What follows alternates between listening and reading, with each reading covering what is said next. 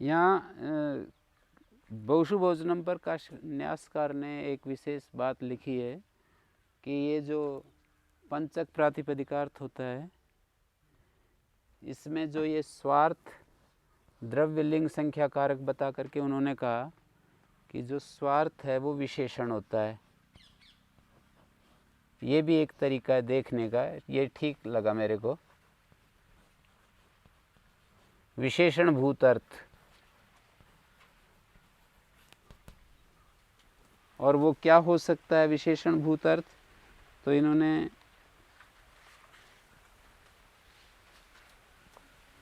विशेषण भूत अर्थ क्या हो सकता है? स्वरूप,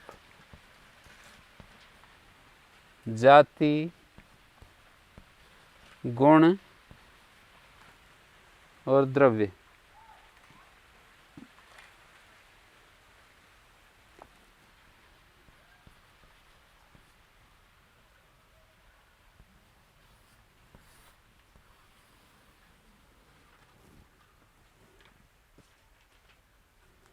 और द्रव्य का मतलब विशेष।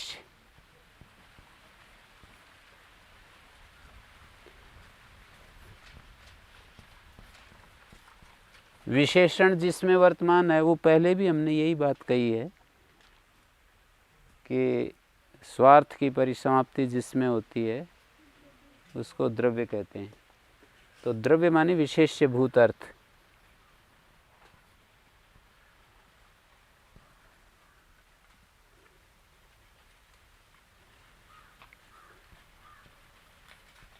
और ये क्या होगा? विशेष्य भूत अर्थ क्या हो सकता है? तो इसको कहेंगे तो बताएंगे जाति, गुण या द्रव्य।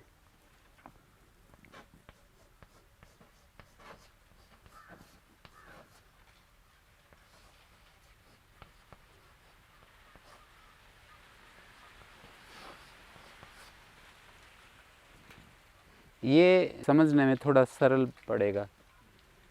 जैसे पंचक प्रातिपदिकार्थ है तो स्वार्थ माने विशेषण और द्रव्य माने विशेष्य। तो कहीं स्वरूप यदि स्वार्थ है तो उसका जो विशेष्य होगा वो क्या होगा? जाति हो सकता है, गुण हो सकता है या द्रव्य हो सकता है। हैं? जैसे एक एक को हम ले सकते हैं। शब्द स्वरूप से जैसे गौ है, अब गौ एक शब्द है, स्वरूप हमारा को जो दिखाई दे रहा है, ये शब्द स्वरूप तो स्वार्थ हो गया, और इसके द्वारा जाति रूप अर्थ कहा जा रहा है तो विशेष हो जाएगा। विशेषण विशेष समझ रहे हैं?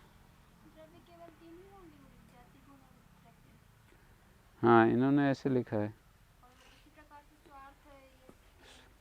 चार हो गए, स्वरूप, जाति, पर अलग से फिर संबंध को भी बता दिया। जैसे उस वहाँ पर हमने देखा था ना, क्या क्या देखा था? स्वरूप, जाति, गुण, क्रिया, द्रव्य और संबंध दिखाया था ना। तो संबंध को और क्रिया को अलग से भी बता दिया है फिर आखिरी में। कहीं कहीं संबंध भी स्वार्थ होता है और कहीं कहीं क्रिया भी स्वार्थ होती है। ऐसे मतलब कुल मिलाकर वही है 6 के 6। जो 6 बताए थे ना, वो 6 स्वरूप, जाति, गुण, द्रव्य, स्वरूप, जाति, गुण और द्रव्य, इसके साथ में क्रिया और संबंध को भी बता दिया।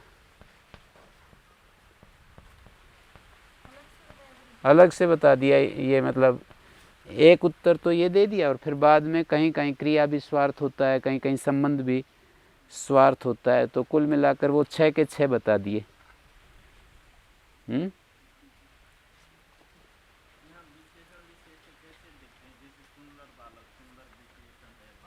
नहीं, ऐसे नहीं, ऐसे नहीं। विशेषण जिसका विशेषता बतलाए वो विशेष, अर्थात जैसे गो एक शब्द है अपने पास, गौ एक शब्द है, ये शब्द स्वरूप हो गया इससे जाति रूप अर्थ कहा जा रहा है, तो ये जाति विशेष्य हो गई और शब्द जो है शब्द स्वरूप विशेषण हो गया। जैसे पटस्य शुक्लो गुणा मान लीजिए कहा जाए,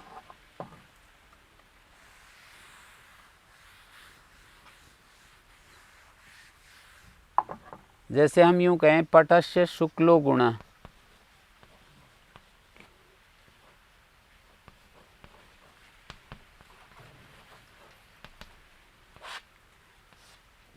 इस तरह से यदि ये उदाहरण पकड़ें तो ये होगा, स्वार्थ तो यहाँ जाति हो गया, शुक्ल जातिवाची हो गया, शुक्लत्व इसका स्वार्थ हो गया शुक्लत्व। जाति को बताने के लिए त्वतल का प्रयोग करते हैं, तो शुक्लत्व, तो इस शुक्ल शब्द का स्वार्थ पूछें तो क्या होगा, शुक्लत्व। और जाति विशिष्ट ये जिस गुण को कहेगा वो विशेष्य होगा। ये गुण को कह रहा है ना, तो जाति विशिष्ट गुण को कह रहा है तो ये विशेष्य होगा। शुक्ल शब्द का स्वार्थ तो जाति हो गया और द्रव्य वो जाति जिस गुण में वर्तमान है। शुक्लत्व जाति एक गुण को कह रही है ना, तो गुण जो है द्रव्य हो गया, विशेष्य द्रव्य। ये 5 स्वार्थ विशेषण, ये विशेष्य, ये विशेष्य रूप अर्थ है, ये विशेषण रूप अर्थ है। जब यहाँ पर 6 में से स्वार्थ हमने जाति लिया, तो वो जाति जो है कभी तो गुण जाति हो सकती है, कहीं कोई जैसे गो जाति है, तो गो जाति, गो शब्द हमने इसका स्वार्थ लिया गोत्व, और ये गोत्व जिस अर्थ को कहेगा, पिंड को कहेगा, वो पिंड द्रव्य हो जाएगा। जैसे वृक्ष वृक्षत्व को कह रहा है और जिस स्वरूप को बताएगा ना ये द्रव्य को, वो विशेष्य होगा। वृक्षत्व जिसमें वर्तमान है वो विशेष्य होगा। हमने कहा शुक्लः पटः, शुक्लः पटः, ऐसा जब हमने बोला, एक तो पटस्य शुक्ला कहा, एक हमने शुक्लः पटः कहा, तो इस स्थिति में क्या होगा, शुक्लः पटः जब कहोगे तो गुण से विशिष्ट पटादि कहा जा रहा है, तो विशेषण भूत जो अर्थ है वो तो गुण होगा, स्वार्थ होगा, विशेषण। और जो पट कहा जा रहा है ना, वो विशेष्य भूत अर्थ द्रव्य कहलाएगा। शुक्ल जो है शुक्ल वाले को कह रहा है, यहाँ पर शुक्ल वाले को नहीं कह रहा है, पट का शुक्ल गुण कहा जा रहा है और यहाँ शुक्ल वाला अर्थ कहा जा रहा है। तो शुक्ल जो अर्थ है वो तो स्वार्थ हो गया, गुणवाची। गुण के रूप में जो शुक्ल गुण के रूप में है वो तो हो गया स्वार्थ, और वो गुण गुणी में वर्तमान है तो वो हो गया द्रव्य हो गया। समझ में आ रहा होगा, गुण गुणी में वर्तमान हो तो गुणी जो होगा ना, ये शुक्ल पट को कह रहा है तो ये द्रव्य हो गया, शुक्ल वाला। अभेदोपचार से शुक्ल शुक्ल वाले को कह रहा है। और जो है एक उदाहरण दिया जाता है,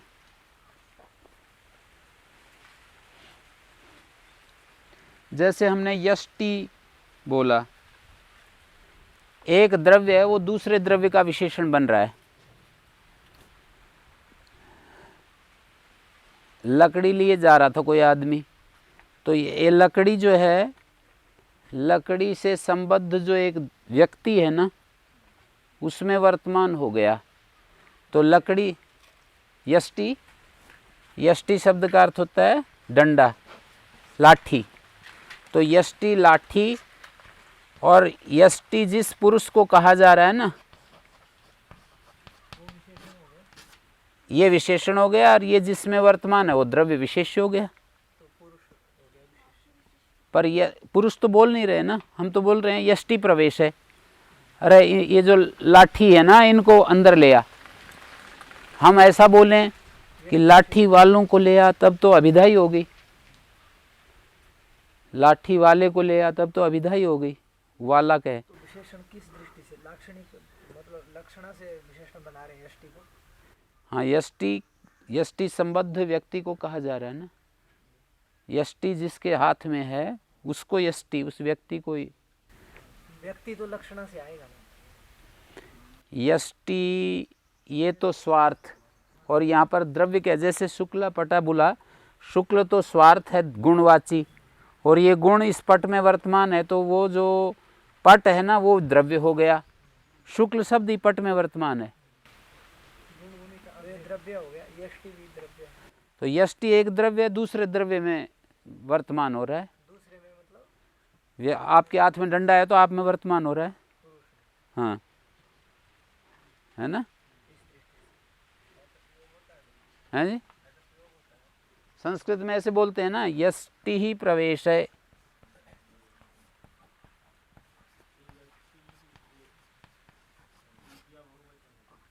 हाँ, बहुत सारे लोग थे लाठी लिए हुए, बोले इनको अंदर घुसा लो।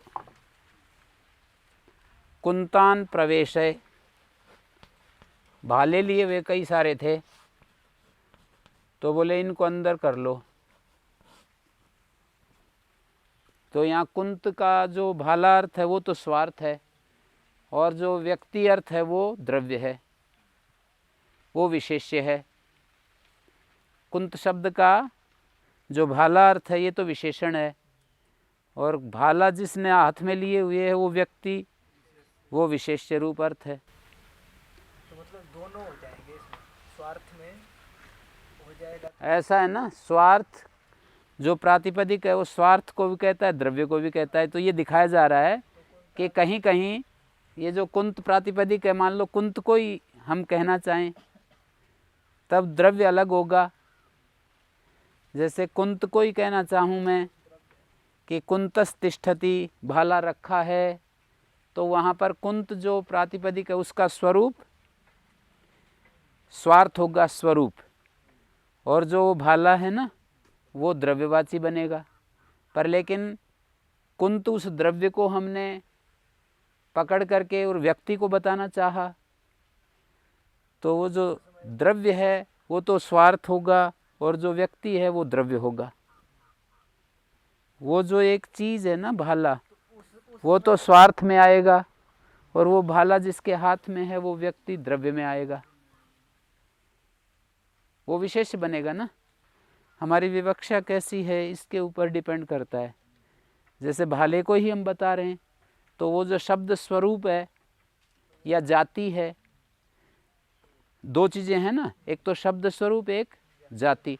शब्द स्वरूप को हम द्रव्य में ले जा सकते हैं या जाति में ले जा सकते हैं, कहीं प्रसंग में जाति में ले जा, जैसे ब्राह्मणों न हंतव्य, तो यहाँ ब्राह्मणों न हंतव्य, यहाँ ब्राह्मण शब्द स्वरूप और ये जाति में चला गया। एक वक्ता जो है ब्राह्मण जाति को कहना चाह रहा है, तो ब्राह्मण तो शब्द स्वरूप, शब्द स्वरूप में तो केवल वो अक्षर है ना वो लिए जाएंगे। वो किस अर्थ में परिसमाप्त हो रहा है, वो जाति में। तो यहाँ द्रव्य जो है वो विशेष रूप अर्थ द्रव्य क्या होगा, द्रव्य शब्द से क्या लोगे, जाति लोगे ना। ब्राह्मणों ने हंतव्य हैं, और मैं कहूँ ब्राह्मण को भोजन कराओ, तो यहाँ पर ब्राह्मण जाति तो स्वार्थ में आएगी, और ब्राह्मण जाति जिसमें परिसमाप्त हो रही है जिस पिंड में, वो द्रव्य आएगा। ब्राह्मण को भोजन कराओ, व्यक्ति द्रव्य होगा, पर वहाँ जाति द्रव्य है। जब मैंने कहा ब्राह्मणों ने हंतव्य हैं, इस तरह से देख रहे हैं, विशेषण विशेष इस तरह से देख रहे हैं। जो स्वार्थ है वो विशेषण होगा हमेशा, और जो द्रव्य है वो विशेष्य होगा। तो स्वार्थ की परिसमाप्ति, विशेषण की परिसमाप्ति विशेष्य में होती है। जो विशेषण भूत अर्थ है वो विशेष्य में ठहरता है जा करके। अब प्रश्न करो। मैं बोल रहा था कि जैसे स्वरूप की जो समाप्ति है, ये जैसे कुंतान, तो उस समय विशेषण बनेगा। कुंतान तो मैंने उसके लिए व्यक्ति के लिए बताया, तो कुंत जो भाला है वो तो स्वार्थ में आ गया, और भाला से संबद्ध व्यक्ति जो है वो द्रव्य में आ गया। एक ही शब्द जैसे केवल हम कुंतान को कहना चाहें तो वो जो शब्द स्वरूप है वो तो स्वार्थ बनेगा, और वो जो चीज है कुंतान वो द्रव्य बनेगा। बिल्कुल ठीक। कभी कभी जाति को पकड़कर द्रव्य में पहुंचते हैं। जाति को, इसको भी बता सकते हैं ना, जैसे वृक्ष जाति को पकड़कर वृक्ष के ऊपर हमने क्रिया की हैं कि भाई वृक्ष को मत काटो या वृक्ष को देखो, तो जाति से हम द्रव्य में पहुंच गए। शब्द स्वरूप से भी जाति में पहुंच सकते हैं, शब्द स्वरूप से द्रव्य पर भी पहुंच सकते हैं। तो ये स्वार्थ हमेशा विशेषण होगा और जो द्रव्य है वो हमेशा विशेष्य होगा। जैसे मैंने कहा पाचक, क्रियाकारक संबंध को लेकर के पाचक का व्यवहार होता है ना, तो यहाँ स्वार्थ क्या होगा? पाचक शब्द का जो स्वार्थ है वो क्या होगा? क्रियाकारक संबंध लगा सकते हैं या फिर क्रिया मात्र ले सकते हो। पाचक में जो पचन क्रिया हो रही है ना उसको स्वार्थ कहेंगे, और वो क्रिया जिस चीज में परिसमाप्त हो रही है उसको द्रव्य कहेंगे। पाका में तो क्रिया जो है स्वार्थ है, और वो क्रिया पचन क्रिया स्वार्थ है, और वो पचन क्रिया जिस नहीं पाक शब्द भाव में प्रत्यय करोगे तो वो उसका जो उस क्रिया का जो द्रव्य जैसा रूप है ना, कृदअभितो भाव द्रव्यवत भवति, कृदअभित भाव द्रव्य जैसा हो जाता है तो वो उसका द्रव्य कहलाएगा। मानी जो एक साध्य क्रिया होती है, एक सिद्ध क्रिया होती है ना, सिद्ध क्रिया है वो द्रव्य जैसी होती है। साध्य क्रिया तो तिङंत के द्वारा कही जाती है और सिद्ध क्रिया कृदंत के द्वारा। तिङंत कृदंत समझ रहे हैं? सिद्ध क्रिया कृदंत के द्वारा कही जाती है, साध्य क्रिया सिद्ध क्रिया। जैसे एक शब्द बोला दंडी, यहाँ पर जो दंड संबंध, दंड के साथ जो संबंध है ये तो स्वार्थ हो गया है भाई।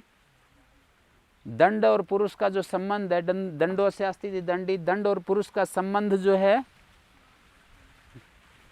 वो तो स्वार्थ हो गया, और ये दंड पुरुष संबंध वाला ये द्रव्य हो गया, विशेष्य हो गया, विशेषण विशेष्य इस तरह से। और यदि ये सूत्र नहीं बनाते ना तो मान लीजिए त्रिक प्रातिपदिकार्थ लेकर चलें या पंचक लेकर चलें, ये सूत्र नहीं बनाते तो अनिर्दिष्टार्थ प्रत्यय परिभाषा एक, अनिर्दिष्ट अर्थ वाले प्रत्यय जो होते हैं अनिर्दिष्टार्थाश्च प्रत्यय स्वार्थे भवन्ति। तो प्रातिपदिक का स्वार्थ क्या है पूछे तो प्रातिपदिक का जो स्वार्थ है उसको कहने के लिए प्रत्यय आएंगे। सु औ जस आदि जो हैं वो स्वार्थ में होते हैं। अनिर्दिष्ट हाँ,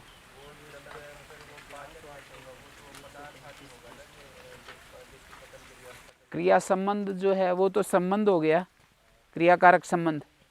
क्रिया और कारक का जो संबंध है वो तो स्वार्थ, और क्रिया कारक संबंध जिसमें परिसमाप्त हो रहा है वो द्रव्य। क्रिया और कारक संबंध, संबंध मात्र तो स्वार्थ हो गया, और संबंध जिसमें ठहरा हुआ है वो द्रव्य हो गया। स्वार्थ में जो क्रिया हो रही वो और जिसमें हो रही, जैसे भोजन बना रहा है तो भोजन और वो जो पकाने की क्रिया दोनों स्वार्थ हुए, और जो व्यक्ति पका रहा है वो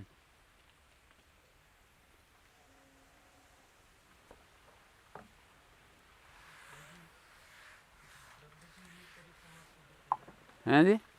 द्रव्य की भी परिसमाप्ति किसी में द्रव्य की परिसमाप्ति द्रव्य में दिखा दी, यष्टि की।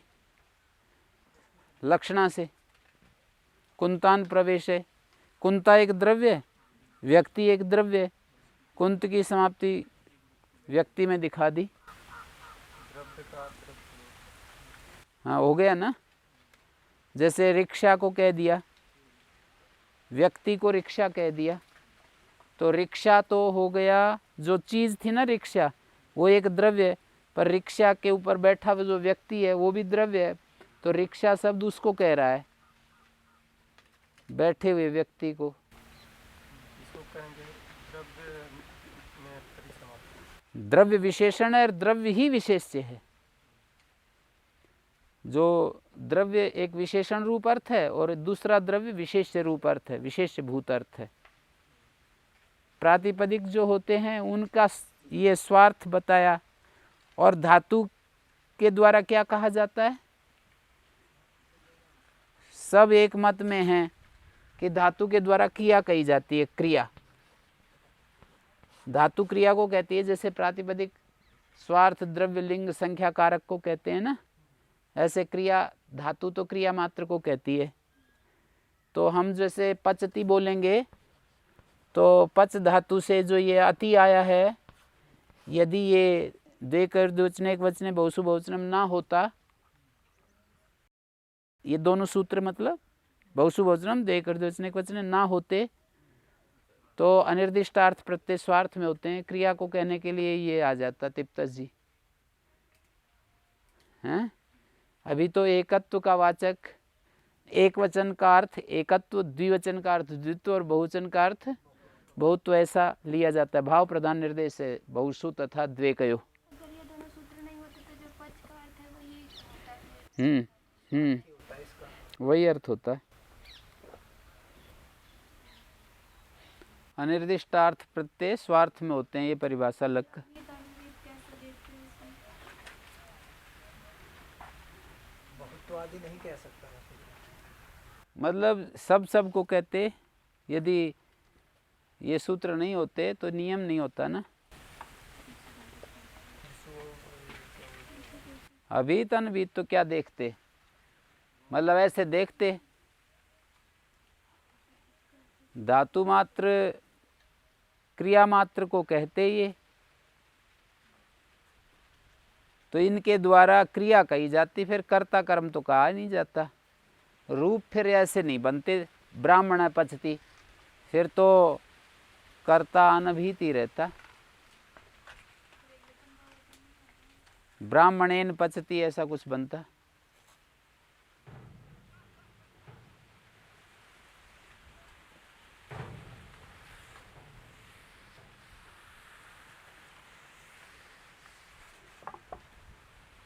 कार के सूत्र चला रहे हैं।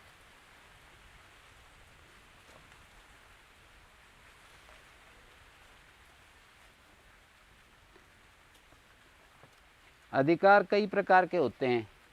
संज्ञा रूप से अधिकार होते हैं। संज्ञा रूप से अधिकार का उदाहरण एक एक का मैं दे रहा हूं। संज्ञा प्रत्यय, एक, दो। विशेषण रूप से अधिकार होते हैं। इसका उदाहरण है शेषे। शेषे सूत्र है अधिकार। तीसरा स्थानीय रूप से अधिकार होते हैं। पूर्व परयो, एका पूर्व परयो है ना।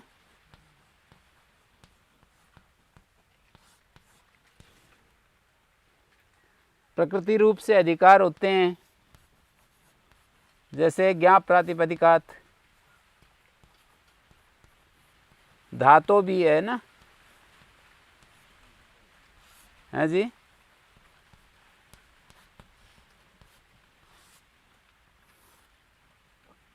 ठीक हो गया। और निमित्त रूप से अधिकार होते हैं और आदेश रूप से। पांचवा निमित्त रूप से अधिकार।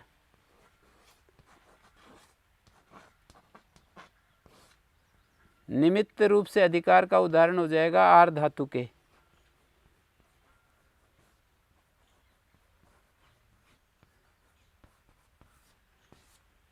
और छठा आदेश रूप से भी अधिकार होते हैं, जैसे अपदान्तस्य मूर्धन्य।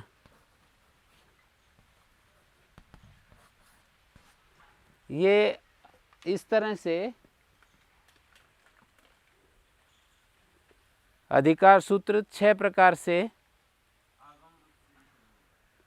आगम रूप से, हाँ आगम रूप से भी हो सकता है।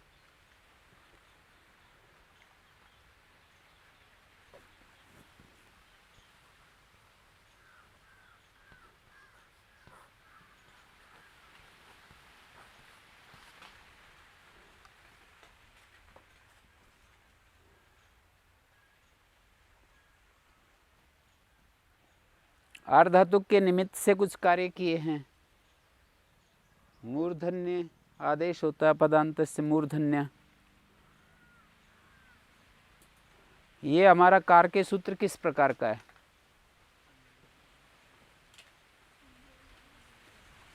संज्ञा रूप से जो अधिकार होते हैं उनमें प्रथमा होती है,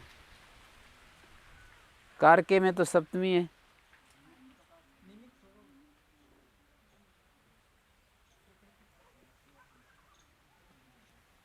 हाँ जी, विशेषण रूप से अधिकार हो जाएगा। काशिका में लिखा है कारकेति विशेषणम अपादानादि संज्ञा विषयम अधिक्रियते। विशेषण अधिकार है ये। विशेषण कहाँ है यहाँ पर? शेष शैषिक प्रत्यय होते हैं ना, जैसे शेष अर्थ में आगे आने वाले प्रत्यय होते हैं। ग्रामाद यखयों, ग्राम शब्द से यह और खय प्रत्यय होता है शेष अर्थ में।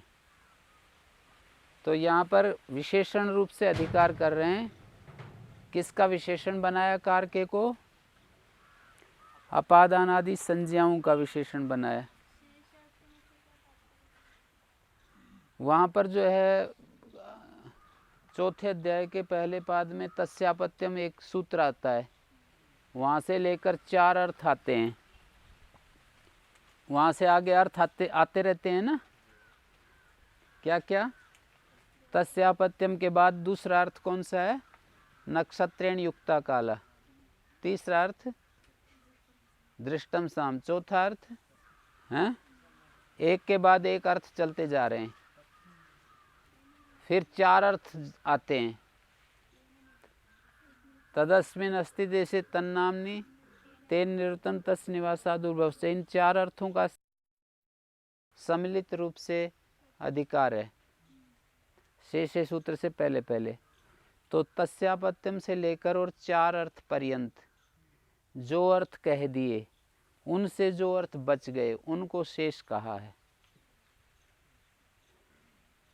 तस्यापत्यम से शुरू करके और 4 अर्थ तक है जी, 4 अर्थ तक जितने अर्थ कह दिए, उससे जो बचे हुए अर्थ हैं उसको यहाँ पर शेष